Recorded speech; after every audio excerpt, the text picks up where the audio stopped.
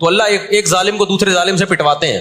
تو آج بھی رشیا، چائنا وہ اسرائیل کے حق میں نہیں ہے. عین ممکن ہے اللہ مظلوموں کی آواز سے ایسے حالات پیدا کر دے کہ اس جنگ میں براہ راست کون کود پڑے؟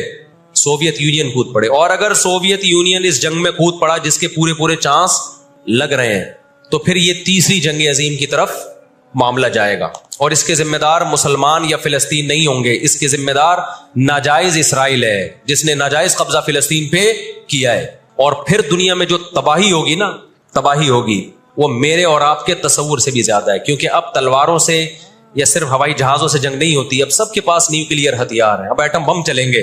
ہمیں اللہ کی رحمت سے اور قرآن اور حدیث کی جو بشارتیں مل رہی ہیں اس سے پوری امید ہے کہ انشاءاللہ یہ جو ابھی حالات ہوئے ہیں یہ فلسطین کی شکست پہ منتج نہیں ہوں گے.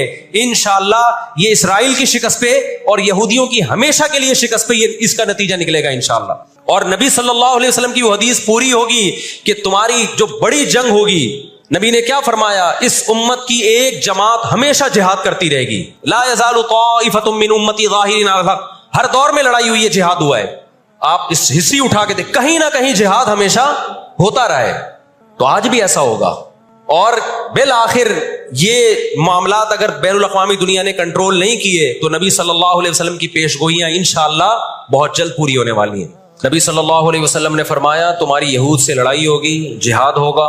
یہاں تک کہ کوئی یہودی اگر پتھر کے پیچھے چھپے گا تو پتھر کہے گا کہ اے مسلمان یہ یہودی ہے، اس کو قتل کر دے، یہ میرے پیچھے چھپا ہوا ہے.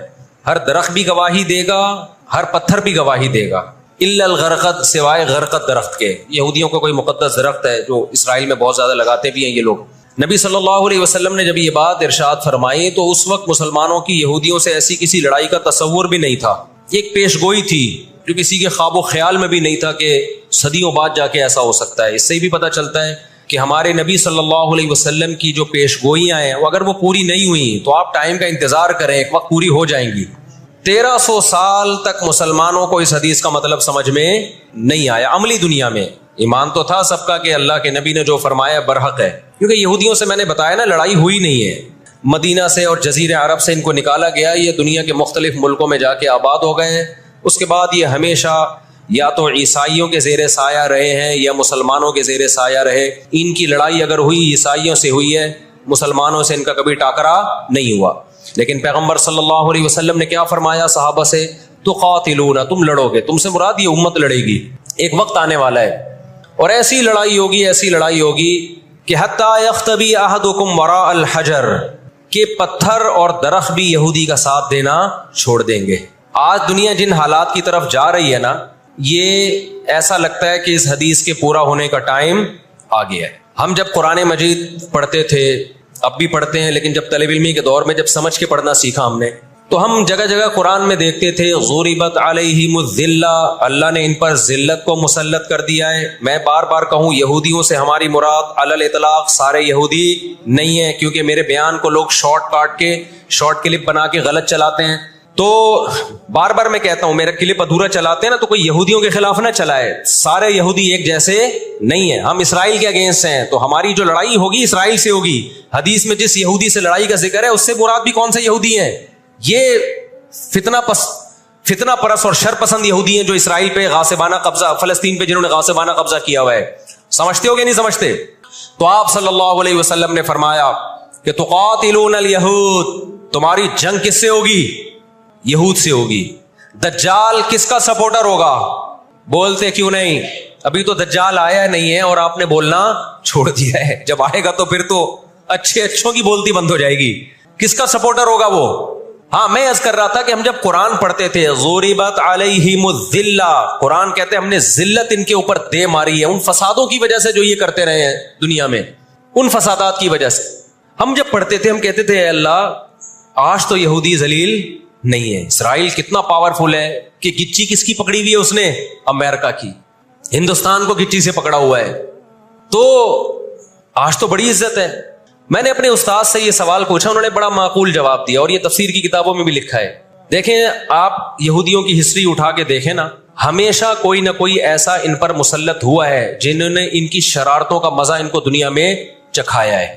قرآن سے بھی یہ بات ثابت ہے کہ ان کو ان کی شرارتوں کا مزہ عذاب جو ہے وہ دنیا میں ملتا رہے گا. میں بار بار کہتا ہوں ہٹلر نے بھی ان کو عذاب دیا ہے. ہٹلر سے پہلے بھی اسلامی نہیں بلکہ دنیا کی تاریخ میں بہت سے ہٹلر گزر چکے ہیں جنہوں نے ان کی شرارتوں کی ان کو دنیا میں سزا دی ہے. ہم پھر بھی بتائیں ہم ہٹلر کے حامی نہیں ہیں جو ظلم اس نے کیا, لیکن وہ بھی ان کی شرارتوں سے بیزار تھا. قرآن کہہ رہے ہم نے ان پر ذلت کو دے مارا ہے. دنیا میں بہت دفعہ رسوا ہوئے یہ. اب کیا ہے؟ یہ آخری ذلت ہے یہودیوں کی, جو اب کس کے ہاتھوں ہونے والی ہے؟ فلسطینیوں کے ہاتھوں. آپ کو معلوم ہونا چاہیے جب دنیا میں کسی کو بہت زیادہ ذلیل کیا جاتا ہے نا, تو پہلے اس کو عزت دی جاتی ہے. کسی کے گلے میں آپ جوتوں کا ہار پہنا دو, یہ بھی ایک ذلت ہے. اور ایک طریقہ یہ 3 پیس سوٹ ٹائی میں آپ اس کو صدارت کی کرسی پہ بٹھائیں اور پھر آپ اس کو جوتوں کا ہار پہنا دیں. بتاؤ کون سی بڑی ذلت ہے؟ یہ دوسری ذلت پہلی ذلت سے بڑی ہے. پوری دنیا میں مار کھانے کے بعد نا اپنی شرارتوں کی وجہ سے آج اللہ نے ان کو ایک تھوڑی سی حکومت دی ہے. ایک چھوٹا سا کنٹری, آپ اگر اسرائیل کو نقشے میں دیکھیں گے تو کراچی بھی بڑا ہے اسرائیل سے. اتنا چھوٹا ملک, اتنا چھوٹا ملک, اور تعداد بھی بہت تھوڑی. اللہ نے انہیں کچھ وقت پنپنے دیا ہے. اللہ نے کہا ٹھیک ہے تم دنیا تمہاری آخری شرارت دیکھ لے, اس کے بعد جو میری طرف سے تم پہ مار پڑنے والی ہے اس کے بعد قیامت تک تم دوبارہ اٹھنے کے قابل نہیں رہو. یہ آخری ذلت کا انتظام ہو رہا ہے یہود کا. اور جو فائنل میچ ہوتا ہے نا وہ شاندار ہی ہوتا ہے. کیا خیال ہے؟ سیمی فائنل میں اتنا لوگ دلچسپی سے نہیں دیکھتے, کوارٹر فائنل میں اتنا دلچسپی سے بولو نہیں دیکھتے جو فائنل میچ دیکھتے ہیں. اللہ نے ان کا ظلم پوری دنیا کے سامنے نمایا. آج جو غزہ پہ جو کچھ ہو رہا ہے پوری دنیا کے سامنے اللہ نے دکھا دیا. ایک منٹ رکھیں اس کو. پوری دنیا کو دکھایا نا اللہ نے کیا کر رہے ہیں, یہ کس طرح سے اسرائیل میں لوگوں کو لا کے آباد کیا, فلسطین میں. پھر فلسطینیوں پہ اقوام متحدہ کی 60 سے زیادہ قراردادیں ہیں جس کی اسرائیل دھجیاں اڑا چکا ہے. 60 سے زیادہ قراردادیں, 60 سے زیادہ, جس کو اسرائیل نے ماننے سے انکار کیا ہے. یونائٹڈ نیشن کی بات کر رہا ہوں میں. تو اللہ تعالیٰ ان کو تھوڑا سا پنپنے دے رہے ہیں کہ ٹھیک ہے اس دفعہ سیمی فائنل تم جیت لو, فائنل تک تو پہنچو نا تم, اس کے بعد ہوگا کیا. دیکھو آپ نے سنا ہوگا کہ لاتوں کے بت ہاتھوں سے نہیں مانتے. یہ جو اسرائیل جو کچھ کر رہا ہے نا, اس کا اصل حل مجھے بھی پتا ہے مظاہروں میں نہیں ہے. اس کا اصل حل ہے جہاد. اس کا اصل حل کیا ہے؟ جہاد, جو کہ فلسطینی کر رہے ہیں. میں نے جب لوگوں کو یہ کہا نا کہ اپنے ملک میں پرامن مظاہرے کرو, لوگوں نے کہا لو پرامن مظاہروں میں لگا کے لوگوں کی صلاحیتیں خراب کر رہے ہیں. ہم آپ کو جہاد سے نہیں روکتے, لیکن آپ جہاد اپنے ملک میں کرو گے توڑ پھوڑ کر کے, یا جہاں یہودی ظلم کر رہا ہے وہاں لڑائی کرو گے آپ. تو یہ عجیب منطق نہیں ہے کہ ظلم وہاں ہو رہا ہے, آپ نے اپنے ملک میں توڑ پھوڑ کرنا شروع کر دی, تو اس سے یہودی ناراض ہوگا یا خوش ہوگا؟ وہ تو کہے گا اور اچھا ہے بم دھماکے کرو یار, پرامن نہیں, بہت بموں کے ساتھ کلاشن کوفوں کے ساتھ اپنی کنٹری میں مظاہرے کرو, ہمیں آ کے چھیڑو یہاں پہ. ہم جہاد کے منکر نہیں ہیں, آپ سے زیادہ الحمدللہ جہاد کو مانتے ہیں.